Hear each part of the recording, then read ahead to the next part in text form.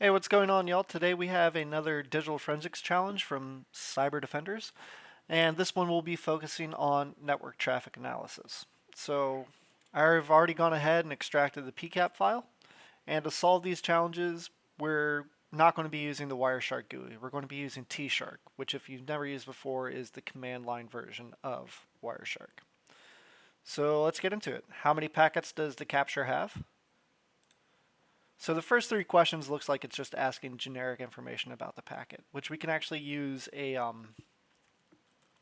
command called capinfos, which is going to grab all of this information for us, right? Without having to use TShark to manipulate that information. So here you can see the number of packets is 4003.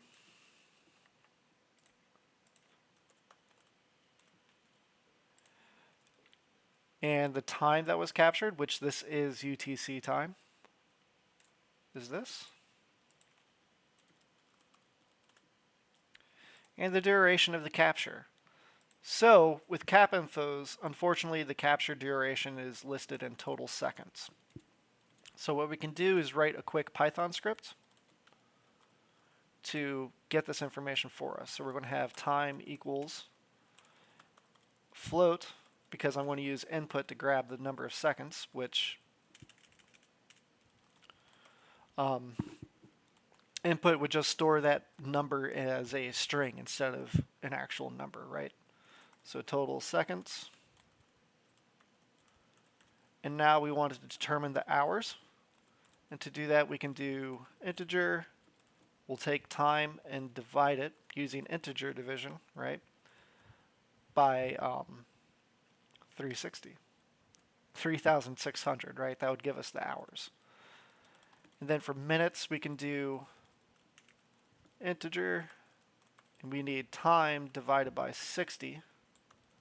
And then we need to take the mod of 60. And that'll give us the minutes, right? And modular arithmetic mods are essentially just taking the remainder after division, right? And then we need integer for seconds, and then we can just take time mod 60, and that should give us the total seconds. And then we're going to use format string to print the answer. So total time and hours, minutes, and seconds. And this should give us our answer.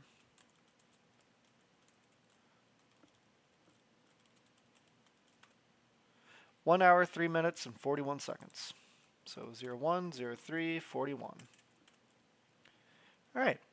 So now we can start using TShark, it looks like. What is the most active computer at the link level?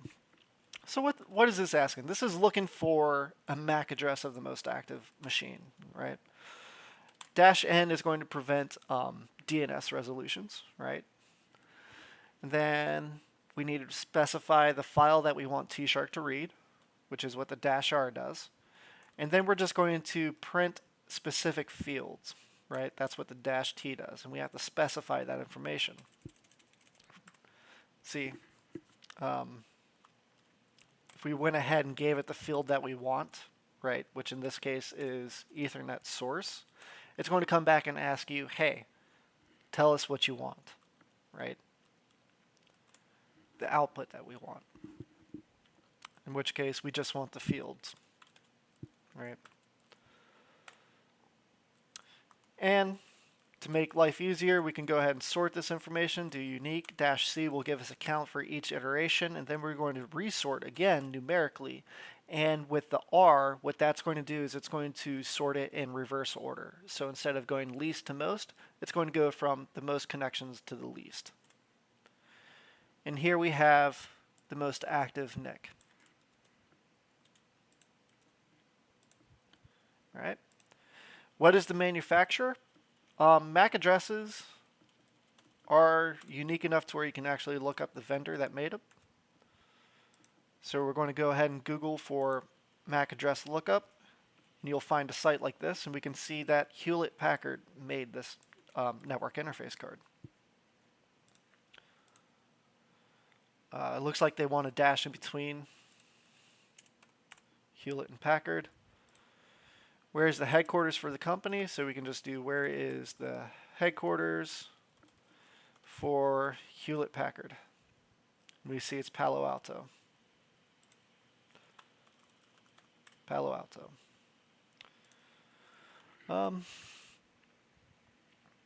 So don't get wrapped around the axle on this question. All this is asking is how many computers are involved in the capture. And since we only have 3 NICs, let's go ahead and just say 3. Right? What is the most active computer at the network level? For this, we can use how many times a machine has queried DNS, right? So the -y is going to be a display filter. And what I like to do to keep things organized, in case I need to change or alter things, each filter, so if I want to do HTTP, I would put it in parentheses and then use and then do my next filter, right? Next display filter. So that's why I have parentheses in here. They're not necessarily mandatory, but it's a quality of life thing. So going back to the question, what is the name of the most active computer? We can do a search for DNS flags. Specifically, we want the flag that's associated with value 0. And what value 0 is, it's only packets that do that request DNS information.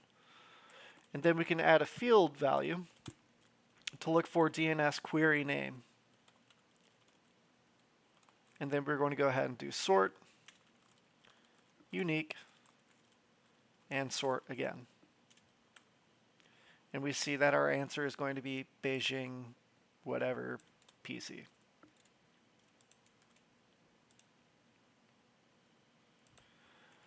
What is the IP address of the DNS server? So for this, we actually don't have to change much. We can just add a field for IP destination. And you can see that the internal DNS server is being used to resolve these places, these websites, right? Which is 10.4.10.4. What domain is the victim asking about in packet 204? 204, whatever. To do this, we don't yell at the terminal. We can use a packet or a frame number display filter. So again, TShark-N-R, the file, display filter, and we want frame number 204.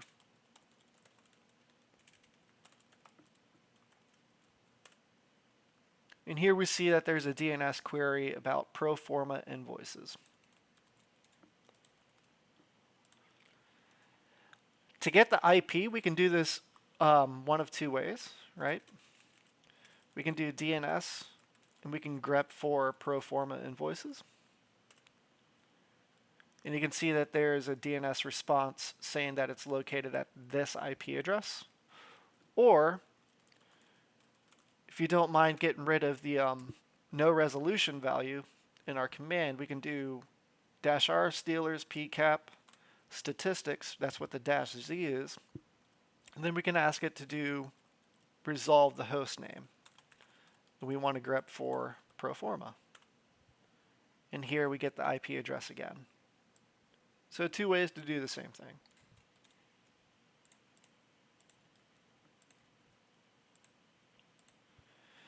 Indicate the country to which the IP of that domain belongs to.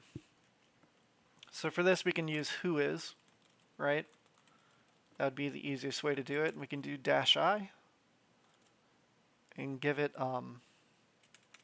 we need the country, so -i country. And the -i with grep is going to ignore any kind of case sensitivity. So if the value country had a capital C in it or whatever, or if the entire word country was capitalized, it'll still return a result for us. So we see that the country returned is France. What operating system does the victim use? So for this, we can look to see if there are any HTTP headers, right? And what the headers are going to do is they contain information about one, your computer, but also the web browser you use. That way, when you connect to a website, the website's going to be able to better service the client. So what we can do is do a filter for HTTP contains,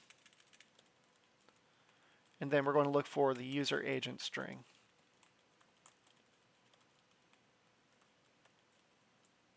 And then we're also going to apply a field to only print that user agent.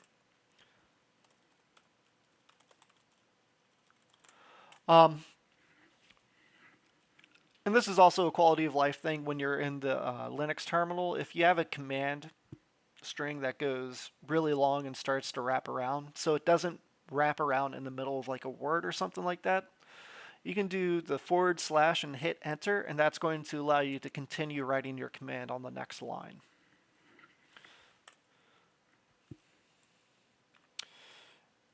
You see how it's in the middle of the next line? And the reason why that didn't work is because field needs to be plural. Then we can do user agent. And now we get a response back. And here we see that the operating system being used is a Windows NT 6.1.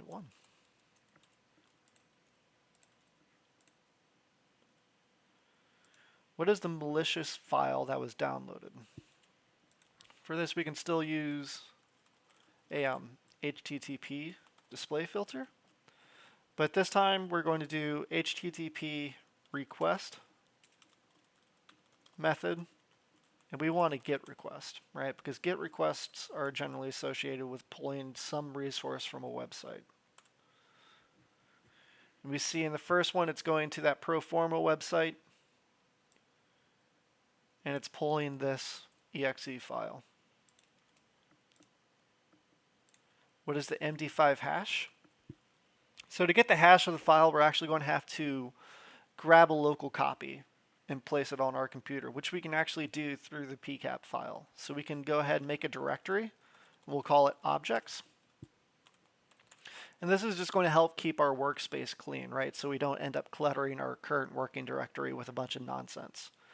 And then the and is going to tell bash to run the next command after we make the directory, in which case it's going to be TShark file.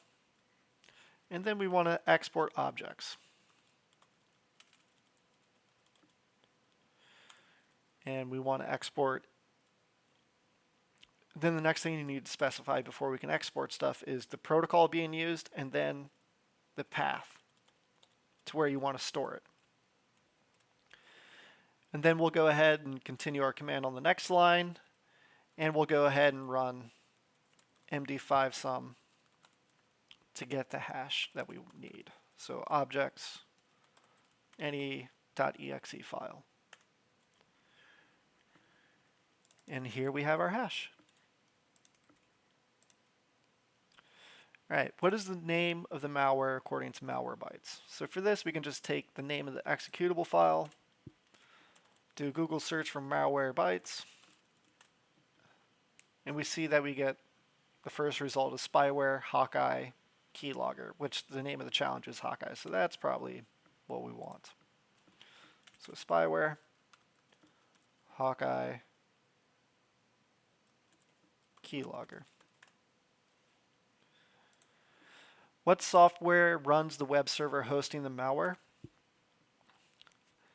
So for this, we can come into TShark again, do a display filter for HTTP. Then we'll have a field for fields for HTTP server. And then we'll specify the source IP, because the source IP would show the server, right? Just to make sure that we're looking at the correct thing. And here's that pro forma IP address, and we see it's running Lightspeed. What is the public IP of the victim's computer? So we can actually try to see if there's a DNS query somewhere that resolves that public IP of that name, right, of the computer name. But I don't think there will be. DNS. Then we'll just grep for Beijing. This is going to return a lot of nonsense.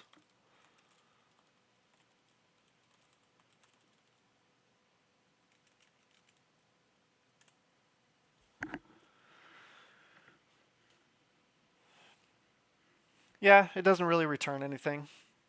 So let's see instead if once that machine became compromised, um, the malware forced it to look up its public IP address.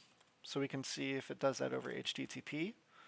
And then we want a field for TCP stream, which this will allow us to open up the packet information. Let's sort and unique. Open up the packet information and read its contents, right? In a more human way. So let's go ahead and do TShark stealer. And the way we follow a TCP stream in TShark is -z, follow, TCP, the format that we want it to print to, right? So we're just going to tell it ASCII, and then the frame number. In this case, we'll start with 14. And if you don't do -q, it's going to print a bunch of unnecessary information to the terminal.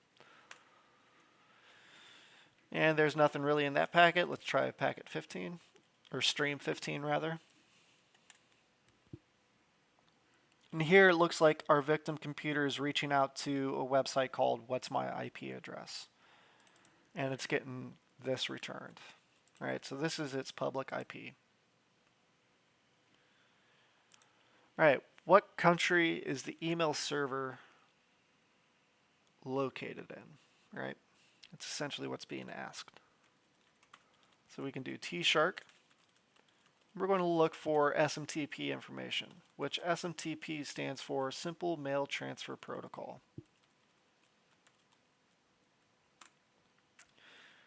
All right, and we're going to have a field for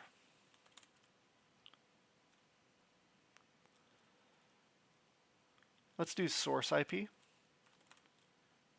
And we'll also do TCP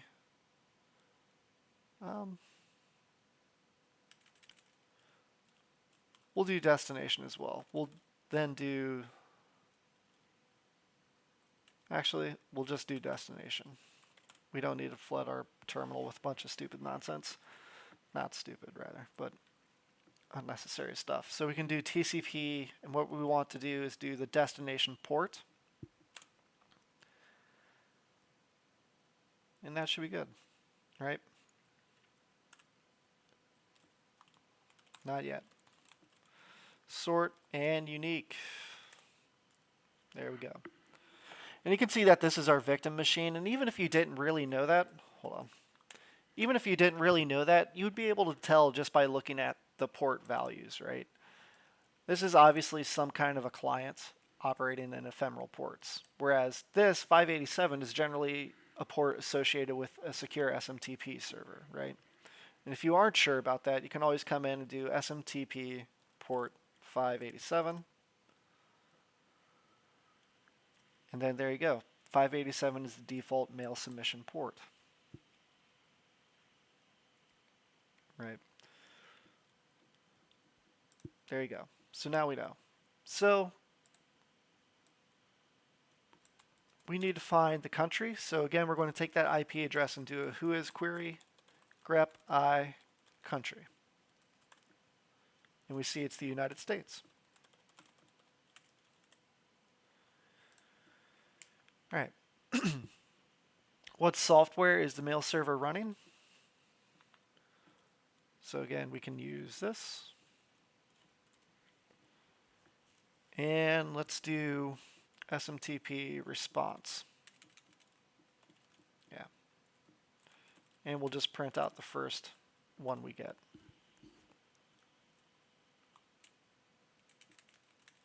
Helps if I could spell. And here we see the server is running EXM, whatever, however you say that, 4.91. All right. Which email account is the information being sent to? What is the password used by the malware to send the email? So this, we can actually still hang out in our SMTP filter.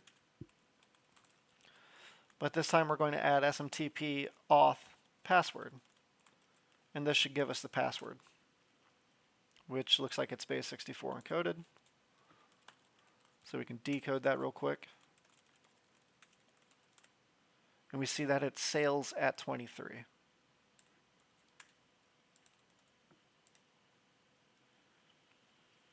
What is the variant of the malware?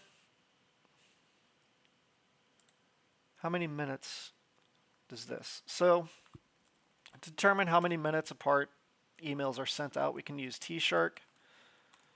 And then the display filter that we're going to want to use is SMTP end of message, right?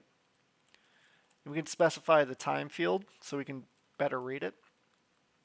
And what the UD value for time means is it's going to be the absolute date and time in UTC time. And by absolute date and time, I mean year, 4-digit year, 2-digit month, 2-digit day, and then hours, minutes, seconds, milliseconds. All right. And we're actually going to apply another field for the frame time, because that's all the information we need. We see here it looks like every 10 minutes.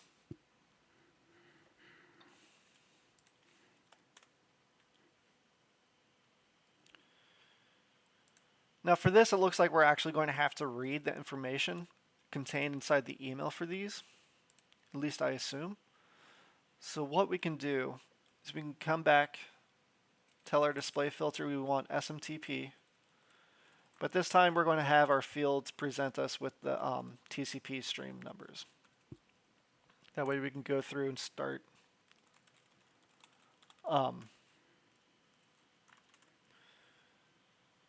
seeing what the content is, right? So we'll start with frame 16 and then 21 and then 24. You know what?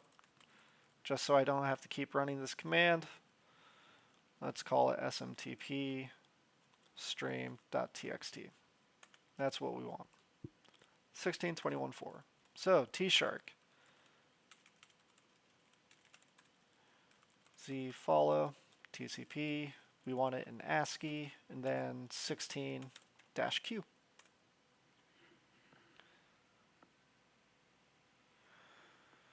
So here is the header for the email, and we see that it's going to sales.del@macwinlogistics.in.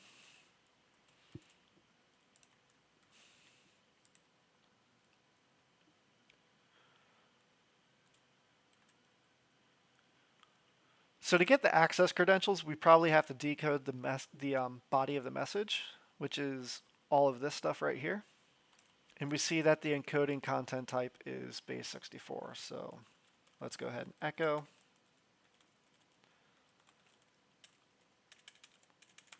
Base64, decode. And here's Bank of America. Looks like it's going to be Roman Reguire as the username. And the password is password.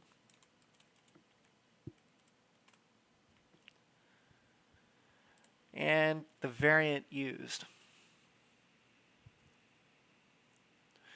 So right here we see the title, it's password logs, and it's for the user on this computer. And we see the name of the malware, and then there's this, reborn version 9. So I'm going to assume that that is the variant. And there you go. That's how you analyze a packet capture with TShark. I hope this helps get you started using TShark if you've been curious. I know when I first started, I only stayed inside Wireshark for the longest time. But the more you start using TShark, the more you feel like you can go through information at a much faster pace than with Wireshark. But it just takes practice and time. So I hope this video helps.